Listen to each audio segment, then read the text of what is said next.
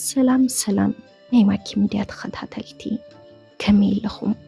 ኣነ ድሓንየ እግዚአብሔር ይመስገን። ንስኻትኩም እውን ኣብዚ ዘለኹምዎ ሰላም ክትኾኑ ተምኒታዩ። እሞ ናይ ማኪ ሚድያ ተኸታተልቲ ንሎሚ ሕፅር ዝበለትን ኣዝያ መሳጢትን ኣመና መምሃሪትን ዝበልክዋ ዛንታ ናባኹም ሂዝያ ቀሪበ ኣለኹ። ቅድሚ ናፍቲ ዛንታ ምባለይ ግን ኣብዚ ቻናል ሒዝናልኩም ነቐርብ ዘለና ዛንታታት ናብ ኩሉ ሰብ ይበፅሕ ስለዘይለ ነዛንታ ላይክ ብምግባር ጀምርዎ ክብለኩም ይፈቱ። ናፍቲ ዛንታ ክብለኩም ሰናይ ምክትታል። ሌላና ኣብ ኢንስታግራም እዩ። ኣብ ናይቲ ኣለኒ ለዝም ክህሉ ብሉፅ ሓወይን ዓርከይን እዩ ስእሊ ዘርጊሑ ታግ ስለ ዝበለኒ ኸዓ ናይ ምረቓ ቃላት ከውሕዘሉ ብምዋል ኣተኹ መልእኽተ የቐሚጠ ቅድመ መውፀይ ግን ኣይደንጉየን ስለ ዝመንሸነኒ ነታ ፀንሕዋ ናይ ኢንስታግራም ግሩፕ ኮል ተፀንበርክዋ። ሰላም በለንስከ ኣይዛክ ዓርከይ በለኒ። ሰላም ኣሕዋት ከመይ ሰላምታ ተለዋዊጥና ኸዓ ነቲ ጀሚሮሞ ዝፀንሑ ዕላል ተፀንቢረዮም ጽቡቕ እያዕልሉ ኣብ መንጎ እውን ይስሕቁ። ኣዝዮም ስለ ዝመሰጡን ግን ዕላሎም ኣብ ምስማዕየ ተፀሚደ ነይረ። ኣነ ተዛረብኩን ኣይዛክ እንታይ ደኣ በለኒ ፊሊ ዓርከይ። ኣጋጣሚ ግን ንሱ ኻባይ ዝሓሸ ዕላል ይዕልል ስለ ዝነበረን ብዘይ ምቁራፅ ይዛረብ ስለ ዝነበረን ክሳብ ሕጂ ንሱ ቃለ የውፀን። ንስኻ ግን ክሳብ ሕዚ ብዘይ ምቁራፅ ትዛረበለኻ በለት። እዛ ሓንቲ ናይ ሓባር ከዓ ሰሓቕና ናይ ባሓቀየ መን እዩ ሞይልካ ፀኒሕኻ በለት። ዓርክኻ ጽሉል እዩ መዓዶስከ ፀገም የለን ኣጆ ክበልክዋ። ኣይፀናሕኩን ኣብ ፕሮፋይል ናታ እንዳፈተሽኩ ግን ሓይ ዝብል መልእኽቲ ካብ ኣመፀኒ። ምዉቕ ሰላምታ ተለዋዊጥና ኸዓ ተፈላለና። ዝፀንሐት ግሩፕ እውን ብሰላምታ ተፈላሊና። ኣቐዲመ ፕሮፋይላ ኣቴ ፈቲሸዮ እየ። ኣዝያ ምልክዕቲ ስማ ደሊና ትበሃል። እንተ ናይ ፕሮፋይላ ስም ግን ጓል ኣስመራ ፃዕዳ እዩ ነይሩ። ልበይ ክፈትዋ ስለ ዝጀመረ ኸዓ ናይ ምሸት ሞባይለ የልዒለ ፀሓፍኩላ። ኦንላይን ስለ ዘይነበረት ከዓ መልእኽተይ ጽሒፈ ወፃኹ። ደኺመ ስለ ዝወዓልኩ ካብ ፍሪጅ ጽማቕ ኣውፅእ ድኸመይ ከውፅእ ጀመርኩ። ገዛይ ዋይፋይ ስለ ዝነበሮ 24 ሰዓት ኩሉ ግዜ መስመር እየ። ድሕሪ 45 ደቂቕ ከዓ ሞባይለይ ክትድውል ሰማዕኽዋ።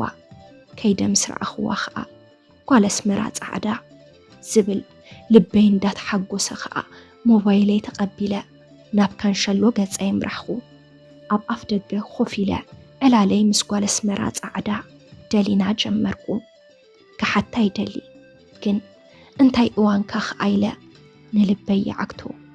ነዊሕ ሰዓታት ዕሊልና ካንሸሎ ዓፄ ናብ ሳሎነይ ተመለስኩ። ዕላልና መሊሱ መቂሩ ኣብ መንጎ እውን ሰሓቕ ይሕወሶ ነይሩ። ግዘ ኸይዱ ከባቢ 3 ሰዓት ጌርና ሞባይለይ ቻርጂ ክትውድእ ስለ ዝደለየት ዕላልና ኸይቋርፅ ኢለ ናፍታ ኣብ ዓረተይ ዘላ ቻርጂ ሸኩዐ ኸዓ ቱት ክብል ቀጸልኩ። እታ መዓልቲ ንሳ ክልቴና ዳርጋ ብሓደ ሓዲርና ክንዕልል ብስልክ እናዕለልና ዘይልዕልናዮ ጉዳይ ነበረን። ከምዚ እንዳበልና ኩሉ ግዜ መዓልታዊ ነዕልል ከይተራኸብና ውዒልና ይንሓድርን። ድሕሪ ነዊሕ መዓልትታት ግና ሓታትን መላስን ዘይብሉ ፈጣሪ ዝወሓስና ጉዕዞ ፍቕሪ ጀሚርናዮ። ካብ ስራሐይ መፂ ምስ ደሊና ምሕዳረይ ንግሆ ናብ ስራሐይ ኮነ ህይወተይ። ካዕለታት ሓደ መዓልቲ ኸዓ ብስራሕ ምኽንያት ናብ ርሑቕ ቦታ ኸድኩ። እቲ ቦታ መብራህቲ ስለ ዘይብሉ ሞባይለይ ቻርጅ ክትውድእ ግድን ኮነ። ንደሊና በየን ክረኽባ ብናፍቆት ልበይ ተሳቅያ። ግና እንታይ ክገብር ስራሕ ኮይኑኒ ንገዛይ ከይምለስ። ከምዚ ኢለ ኸዓ ንኸባቢ 7 ወርሒ ኣብቲ በረኻ ተቐመጥኩ። ምብጋስና መዓልቲ ስለ ዝመፀት ከዓ ኣመና ተሓጎስኩ። ኣነ ዝተሓጎስኩሉ ምኽንያት ንዓኣ ክረኽባ ስለ ዝደለኹ እየ። ጓል ኣስመራ ፃዕዳ ብጣዕሚ የፍቂረያ።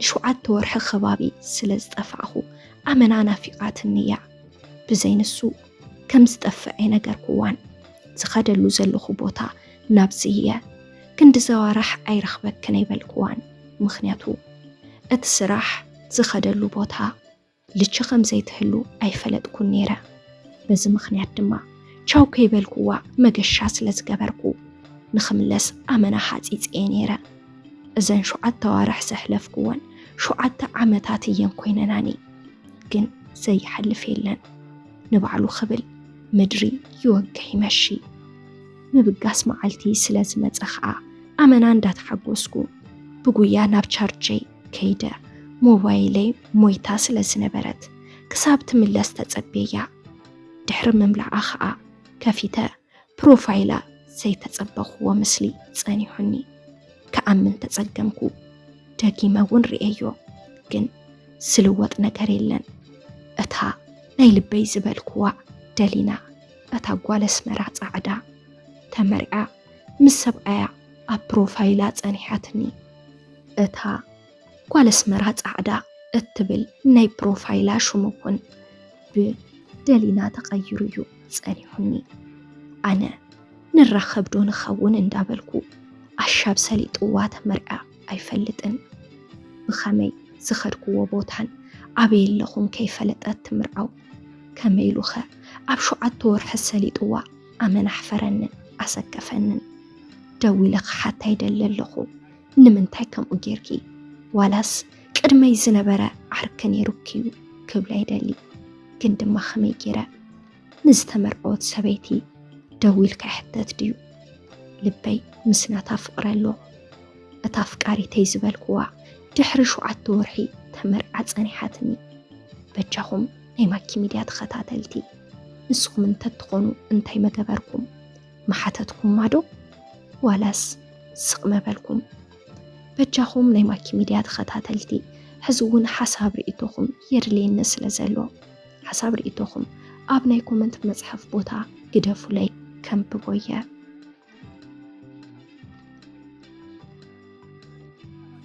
ሰላም ናይ ማኪ ሚድያ ተኸታተልቲ ንሎሚ ሒዘልኩም ቀሪበ ዝነበርኩም መደብ ነዚ መስል ነይሩ ነዚ በዓል ዛንታና ሓሳብ ርእቶኹም ኣብ ናይ ኮመንት መጽሐፍ ቦታ ግደፉሉ ነዚ ቻናል ሓደሽቲ እንድሕር ዳ ሃሊኹም ሳብስክራይብ ብምግባር ነታ ናይ ደወል ምልክት ብምንካዕ ናይ ቻናልና ናይ ወትሩ ተኸታተልትና ክትኾኑ ንላቦ ኣብዚ ቻናል ሓሳብ ርእቶን ተደኣ ሃሊኩም ኣብዚ ቻናል ክቐርበልኩም እትደልይዎ መደብ እንተሃሊውን ብውሽጢ መስመር ክትዘራረቡና ትኽእሉ ኢኹም ብቐጻሊ ብኻሊእ ዛንታ ብኻሊእ መደብ ብኻሊእ ሓሳብ ክሳብ ንረኸብ ክሳብ መወዳእታ ምሳና ስለ ዝጸናሕኩም ካብ ልቢ እንዳመስገና በዚ ክንፍለየኩም ሰሰናዩ